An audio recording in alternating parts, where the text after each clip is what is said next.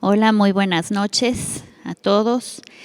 Hoy es un día muy especial. Estamos en el mes de septiembre y especialmente el día de hoy estamos celebrando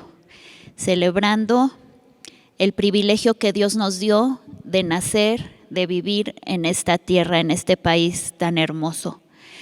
Gracias a Dios, porque verdaderamente es un privilegio poder tener la libertad que Él nos ha dado de vivir en este país, de orar por nuestros gobernantes, por nuestros hermanos, orar por nuestro país que tanto lo necesita. Así que estamos celebrando, es un mes de celebración y pues hemos estado tratando en este mes de septiembre nuestra identidad en Cristo. Y podemos decir que tenemos una identidad nacional, una identidad como mexicanos, y en este día pues estamos precisamente celebrando esto. Así que si en ningún otro momento de este año usted se ha sentido orgulloso de ser mexicano, por lo menos en este día sí. Y hay que celebrarlo. Cómase un pozole, unas tostadas, tamales, tacos, flautas, pambazos. Hay tanto de dónde escoger y yo espero que usted tenga la posibilidad de esta noche celebrar de esa manera. Pero gracias a Dios por nuestro país, gracias a Dios, como le decía, por tener el privilegio de poder orar por nuestro país.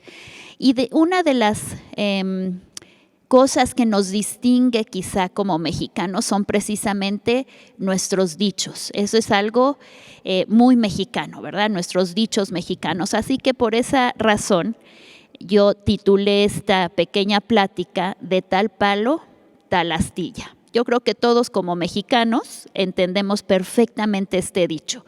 ¿Qué quiere decir esto cuando uno dice es de tal palo, tal astilla? No se refiere tanto a lo mejor a los aspectos físicos de una persona con respecto a sus padres, pero sí de que actúa, se mueve, habla, sobre todo nuestras actitudes exactamente como nuestros padres. Por eso de tal palo, tal astilla. Y desgraciadamente a veces se usa casi siempre para las cosas negativas. Pero bueno, también para las positivas. Y como les había mencionado, hemos estado viendo nuestra identidad en Cristo, porque ahí es donde debemos verdaderamente centrar nuestra vida, en esa identidad con Cristo. Y ya vimos que identidad quiere decir un grupo de características o ciertas características que distinguen a una persona o que distinguen a un grupo. Pero yo encontré otro significado de identidad que dice que identidad es cualidad de idéntico.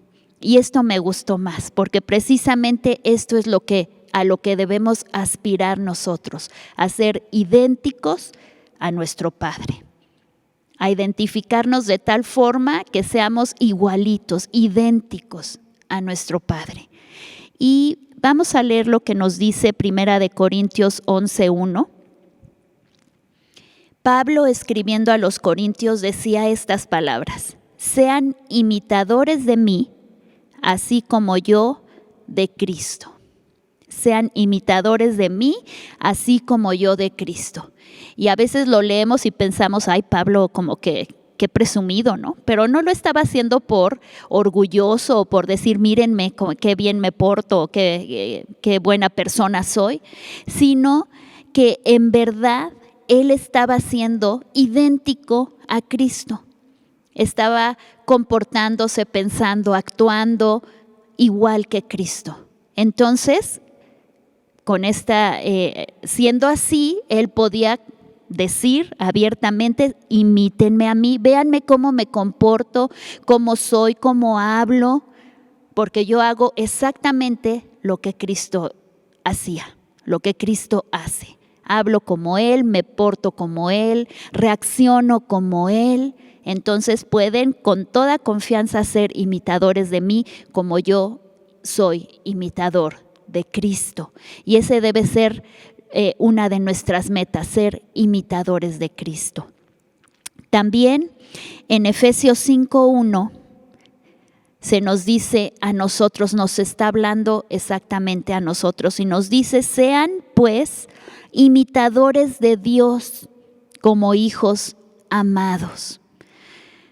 Nuestro Padre nos ama, Dios es un Padre amoroso y como hijos amados, en respuesta a ese amor del Padre, debemos de ser imitadores de Él en toda la extensión de la palabra. En todo lo que somos, lo que hacemos, lo que pensamos, lo que decimos, la manera como reaccionamos, cómo nos comportamos, los frutos que estamos dando. Seamos imitadores de Dios como hijos amados. Imitemos a Jesús. Jesús dijo una vez, hablando de los escribas y fariseos: hagan lo que ellos dicen, pero no hagan lo que ellos hacen. Y ese no debe ser nuestro caso. Nosotros debemos de ser congruentes en esa identificación que tenemos con Cristo y lo que decimos debe ser igual a lo que hablamos, igual a lo que pensamos, igual a nuestro Padre, imitadores de Dios como hijos amados. Así que si somos hijos y estamos hablando de que somos hijos amados, eso quiere decir que ya nacimos de Dios. Nadie puede ser un hijo si no ha nacido de su Padre. Y nosotros debemos estar seguros de haber nacido de Dios. Ese nuevo nacimiento debe ser una realidad en nuestra vida. No nada más es hijo de Dios el que dice serlo, porque cualquiera puede decir yo soy hijo de Dios, todos somos hijos de Dios, pero hijos de Dios solo son los que han nacido de Él. Y entonces sí, si nacimos de Él, pues podemos decir que tenemos su genética, podemos ser exactamente como Él es. Tenemos que ser entonces como nuestro Padre. Nuestra identidad viene de Él, directamente de nuestro Padre. Así que tenemos que ser como Jesús, imitadores de Jesús, portarnos como Él es, como Él lo hizo. ¿Y cómo fue Jesús? Porque pudiéramos hacernos esa pregunta, ¿no? ¿Cómo fue Jesús? ¿Cómo vamos a imitarlo si ni siquiera sabemos cómo fue? Si no lo conocemos, no vamos a poder imitarlo. Pero aquí tenemos en su palabra todo lo que Él fue, todo lo que Él hizo, todo lo que Él enseñó, todo lo que Él representó, y eso es lo que tenemos que imitar. ¿Cómo fue Jesús entonces? Vamos a leer en Filipenses 2, del 5 al 8. Parte de esto que fue Jesús y que es para nosotros. Dice Filipenses 2, 5 en adelante. Haya pues en ustedes este sentir que hubo también en Cristo Jesús, el cual, siendo en forma de Dios, no estimó el ser igual a Dios como cosa a que aferrarse, sino que se despojó a sí mismo, tomando forma de siervo, hecho semejante a los hombres. Y estando en la condición de hombre, se humilló a sí mismo, haciéndose obediente hasta la muerte y muerte de cruz. Aquí podemos ver esta cualidad, esta característica, este comportamiento que Jesús tuvo. Él es Dios. Y estando en esa condición de Dios, no dijo, pues yo aquí me quedo y de aquí nadie me mueve. Al contrario, dice que Él se despojó a sí mismo. Voluntariamente, nadie lo despojó. Él mismo se despojó de su condición de Dios y tomó forma humana. Se hizo siervo, semejante a los hombres. Yo no sé si ha alcanzado a entender este acto de amor tan grande de nuestro Dios, de Jesucristo. Porque a veces solamente lo leemos y ya lo damos por hecho, y Jesús vino y nació en Navidad, ¿verdad? Y fue hombre y creció y murió y ya. Pero Él es Dios y Él se despojó de esa condición de Dios para venirse a ser un hombre igual que usted y que yo. Y dice que estando en esta condición de hombre, no solamente se hizo hombre, sino se hizo siervo, se humilló a sí mismo y se hizo siervo. Y estando en esta condición de hombre, se humilló a sí mismo, haciéndose obediente hasta la muerte, y no cualquier muerte, sino muerte de cruz. Entonces podemos ver en estos versículos que hemos leído dos características, cualidades muy importantes en la vida de Jesús que nosotros tenemos que imitar: humildad y obediencia. Humildad y obediencia. Qué fácil se nos da, ¿verdad? Estas dos cualidades, humildad y obediencia. Y la humildad es una palabra que ha sido muy mal interpretada, mal enseñada, mal utilizada, de hecho. La humildad no se trata de ser pobre, porque a veces lo usamos, o de no tener recursos, ¿verdad? A veces usamos esta palabra humildad para referirnos a una persona, es que tiene una casa muy humilde, o es una persona muy humilde, refiriéndonos a que no tiene suficientes recursos. Pero eso no es humildad. Una persona puede no tener absolutamente nada en el mundo y ser la más orgullosa. La humildad no tiene que ver con la cuestión económica. Dice la definición del diccionario que humildad es una virtud humana atribuida a quien ha desarrollado conciencia de sus propias limitaciones y debilidades y obra en consecuencia. Es opuesto a la soberbia. Entonces esta humildad es una virtud humana, por eso Jesús en su condición humana, cuando Él vino y se humilló, lo hizo en esta condición de hombre. Una virtud humana dice que se atribuye a quien ha desarrollado conciencia, a quien está consciente de que tiene limitaciones y que tiene debilidades. ¿Usted está consciente de sus debilidades, de sus limitaciones? Pero no se queda ahí la definición, ¿verdad? La humildad no es solamente saber, pues sí, yo no tengo habilidad para la música o no tengo habilidad para, no sé, para cualquier otra cosa. O soy muy débil en esta situación. Dice que sí reconoce, hace consciente estas limitaciones y debilidades, pero obra en consecuencia, actúa en consecuencia de esto. No se queda nada más diciendo, bueno, pues yo no puedo hacer esto, sino hace algo al respecto. Esa es la humildad, haber desarrollado conciencia de estas debilidades y limitaciones que todos tenemos, pero no quedarnos ahí.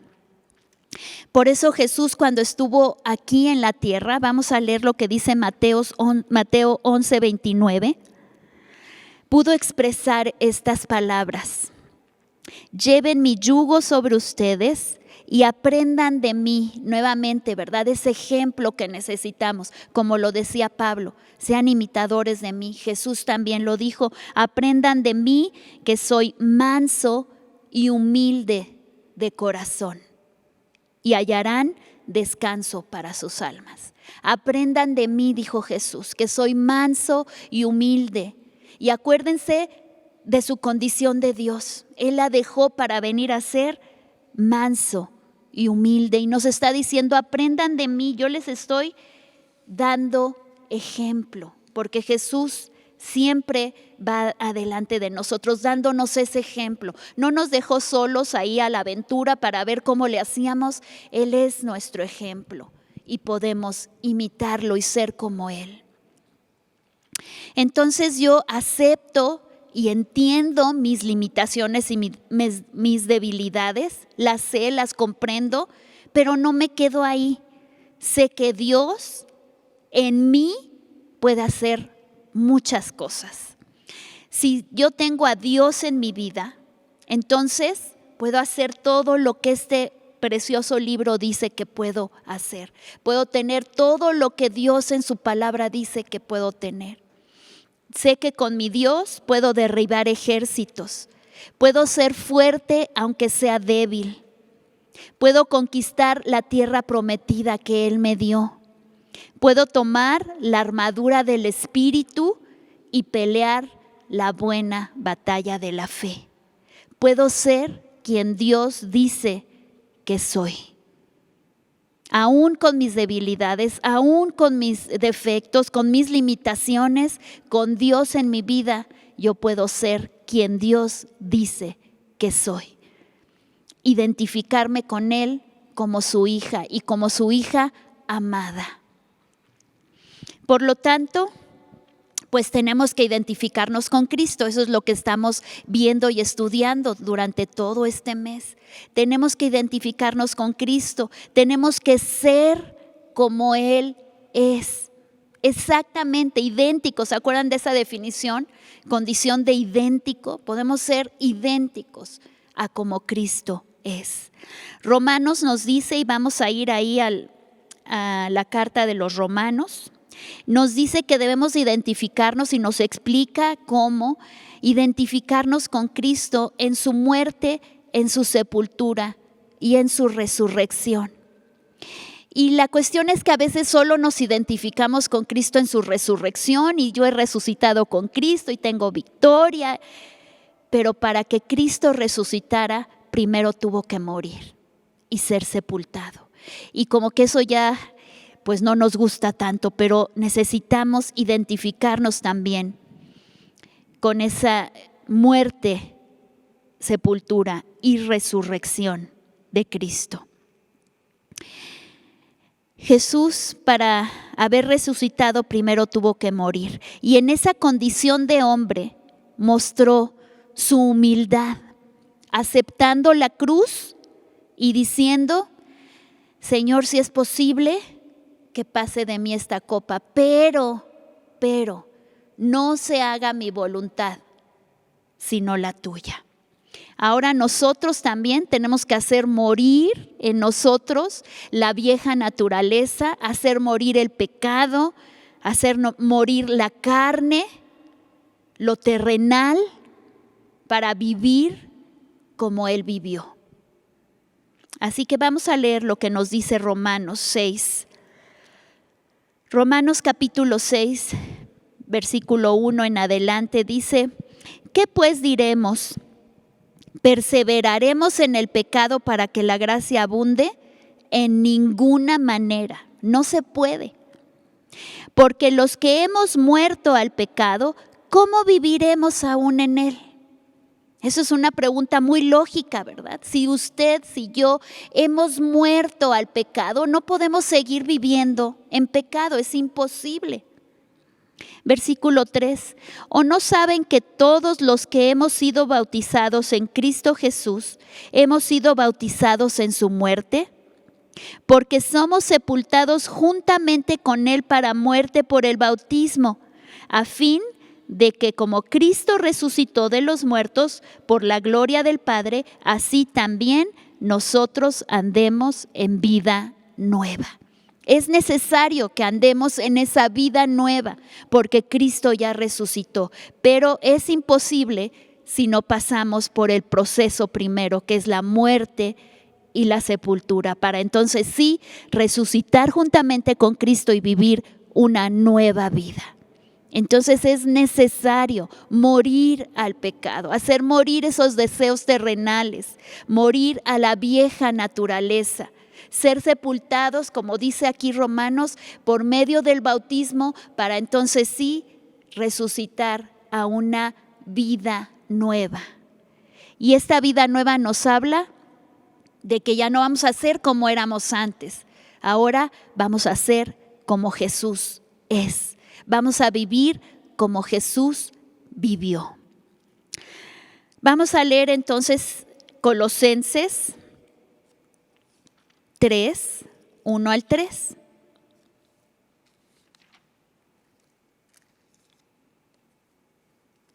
Colosenses 3, del 1 al 3.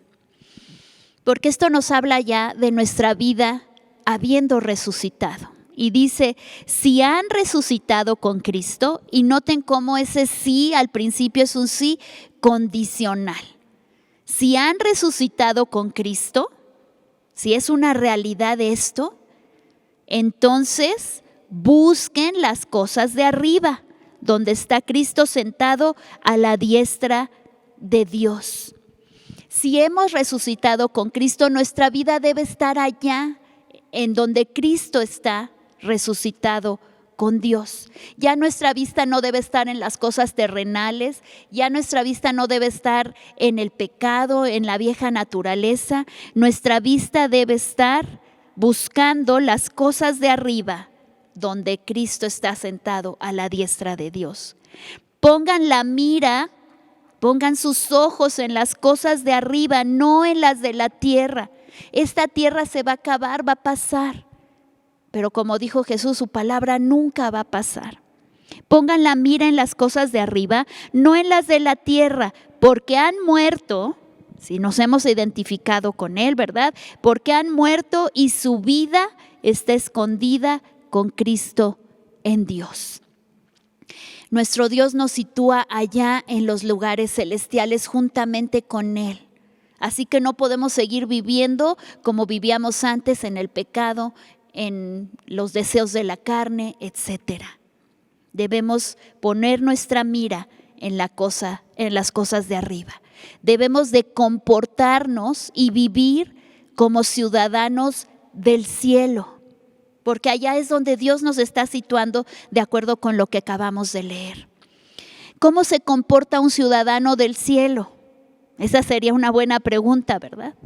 Pues un ciudadano del cielo se rige por la constitución del cielo que está aquí en la palabra de Dios. Un ciudadano del cielo se guía por esta constitución, por sus normas, por sus preceptos, por sus principios, obedeciéndolos. Otra vez tenemos esto que vimos que había en Jesús, ¿verdad? Humildad y obediencia.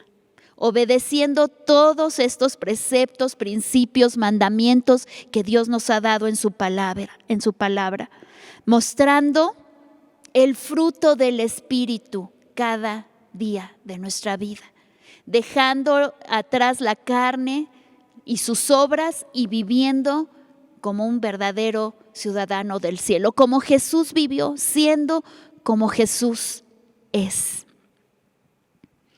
Vamos a leer ahora lo que nos dice Filipenses 4. Filipenses 4, versículo 4 y 5. Regocíjense en el Señor siempre. ¿Cuándo? Siempre. Fíjense, este es uno de los principios de las ordenanzas, de los mandamientos, preceptos que nos da la palabra. Gócense en el Señor siempre. Otra vez les digo, regocíjense. Sin importar las circunstancias que nos rodean. Yo sé que a veces las circunstancias nos oprimen o nos hacen estar tristes, pero el Señor nos dice en su palabra, gócense. Gócense. Y el gozo es un fruto del Espíritu del cual hablábamos que tenemos que vivir diariamente en nuestra vida, reflejando ese fruto del Espíritu. Y el gozo es uno de esos frutos, que no se rige por las circunstancias, si me está yendo bien, si tengo lo que quiero.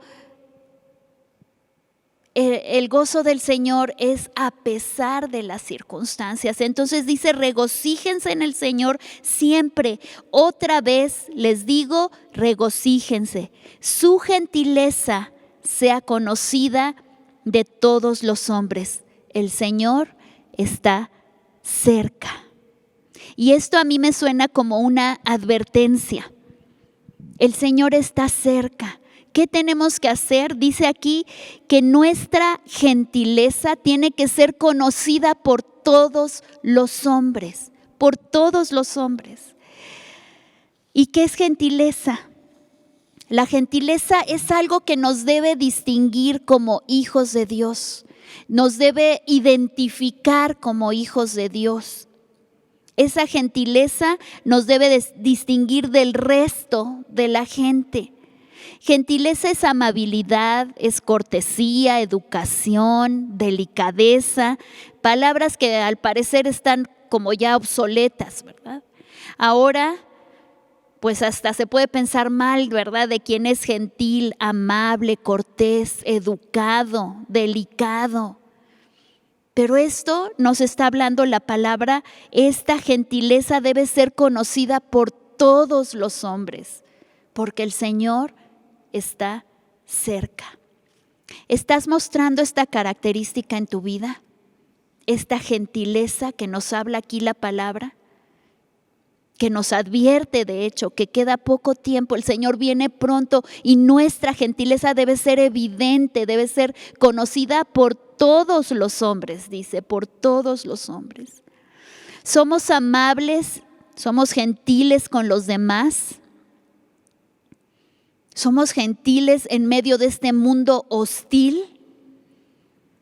Simplemente tiene que prender la tele o cualquier medio de comunicación y ver las noticias para ver que esto es algo que está muy escaso.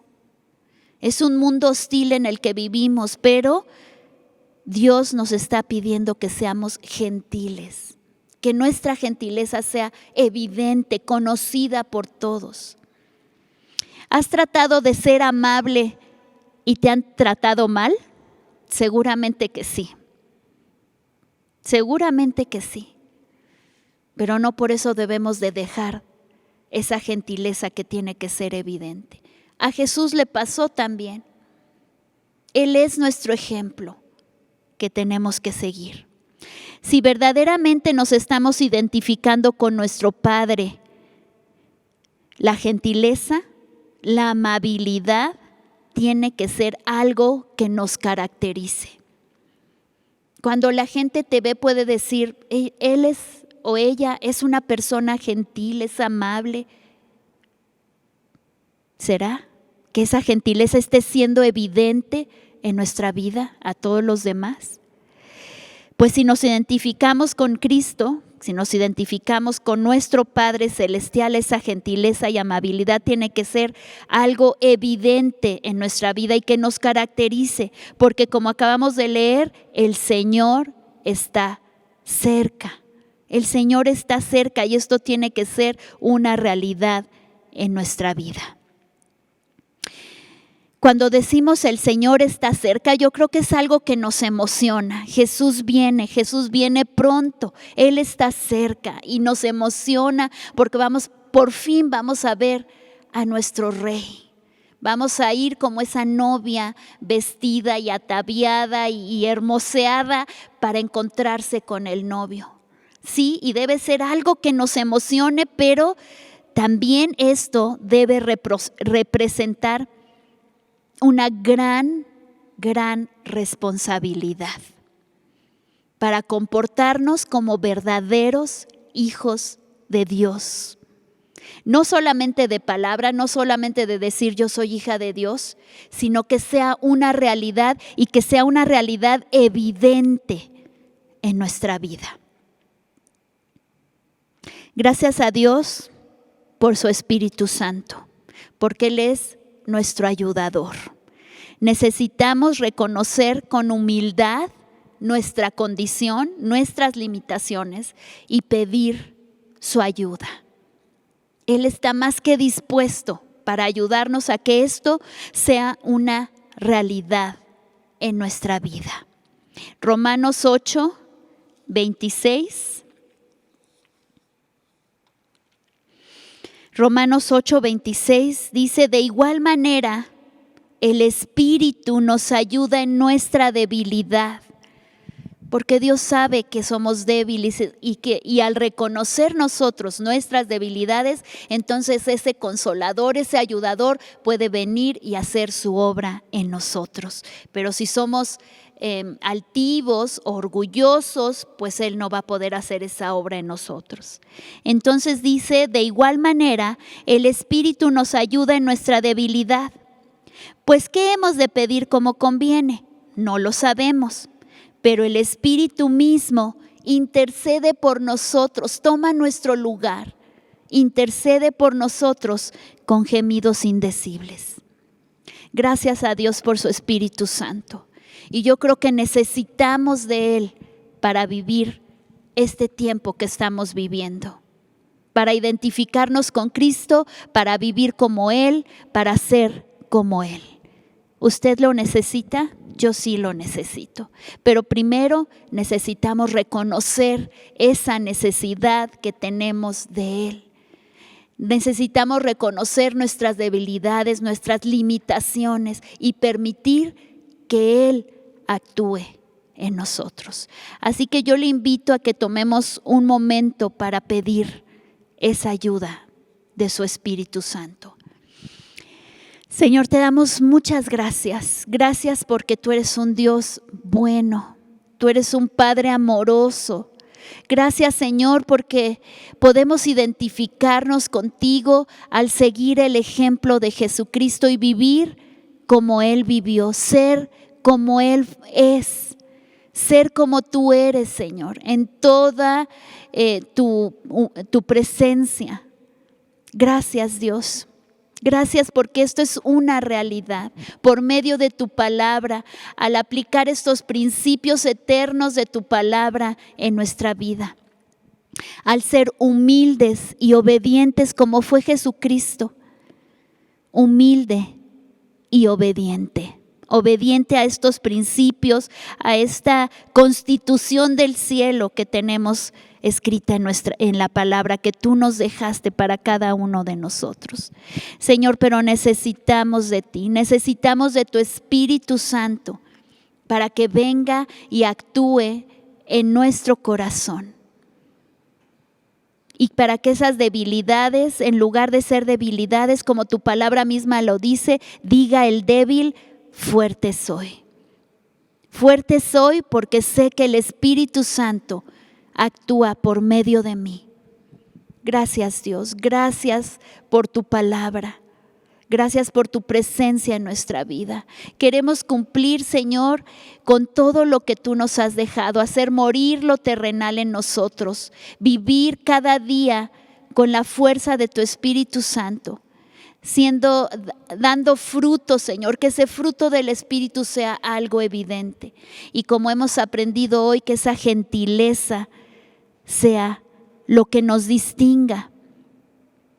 Su gentileza sea conocida por todos los hombres, porque el Señor está cerca. Señor, tú estás cerca. Ayúdanos a estar preparados, viviendo verdaderamente como ciudadanos del cielo, verdaderamente como hijos tuyos. Te bendecimos, Señor, por tu palabra y por la obra que tú estás haciendo en cada uno de nosotros, porque tu obra es perfecta. Te damos gracias en el nombre de Jesús. Pues gracias a Dios por su palabra, gracias a Dios porque podemos identificarnos con Él como hijos amados. Pues ahora sí, vaya a celebrar, celebre esta libertad con que Cristo nos hizo libres. Que Dios les bendiga.